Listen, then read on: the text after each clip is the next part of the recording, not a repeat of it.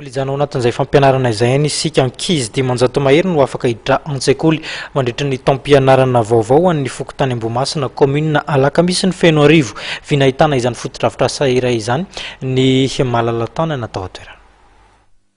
Sekoly vaovao ho an'ny fanabeazana fototra no tafatsangana ao amin'ny Fokotany Ambohimasina commune Alakamisy ny Feno Arivo distrika Tsimondrano.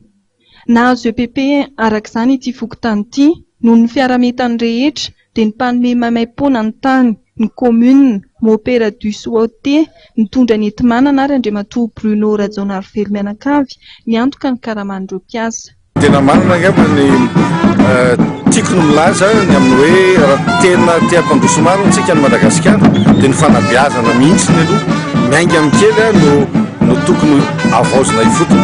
Ary izay ny antony ny anankiray izay nanosika ny tenanay manampy bebe amin'ny lafin'ny fampianarana. Etsy an-daniny raha mahafantatra fa ny Fokotanina Ambohimasina dia fokotany efa nisy hatramin'ny taonjato faha 9 ary tafiditra ao anatin'ny tantaran'i Madagasikara tanteraka izany fokotany izany kanefa hatramin'ny tamin'ny tany na dia ataoko hoe tanàna faran'izay antitra indrindra ary izy amin'ny tanàna eto Madagasikara dia tsy mbo nanana izany atao hoe sekoly fanabeazana fototra. Izay koa izany ny isany anankiray nanosika ny tena hoe andao hifanampy amin'ny fokololona amin'ny Fokotany Ambohimasina io hanomezana sekoly fanabeazana fototra ho an'izany fokotany izany. Moderna na dia natao tamin'ny tao-trano malagasy ary ny sekoly vaovao. Ahitana lakilasy eny izy ity miampy birao iray. Tsy mandeha ila fa natsangana ihany koa ny trano fivoahana ary efa vonona ihany koa ireo fitaovana andraisana ireo mpianatra amin'ity taom-pianarana ity toy ny dabilio sy ny solaitra be, fitaovana izay avy amin'ny fikambanana Freedom.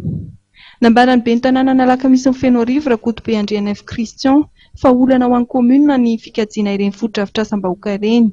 Mba tsy hahasimba azy ireny vetivety dia laza ito tompon'andraikitra voalohany tanàna ity fa tsangana ny komity isahana izany fikojakijana izany. Ambeten'ireo nandray fitenenana nandritra ny lanonam-pitokanana ny fotodrafitrasa omaly mahazava-dehibe ny fahavitaan'ny sekoly toy izao raha tsy resaka fa tsy ny ady amin'ny tsy fahaizana mamaky teny sy manoratra fotsiny ihany izay mbola mahazo ny 920 isan-jato malagasy amin'izao taonjato fa 120 izao.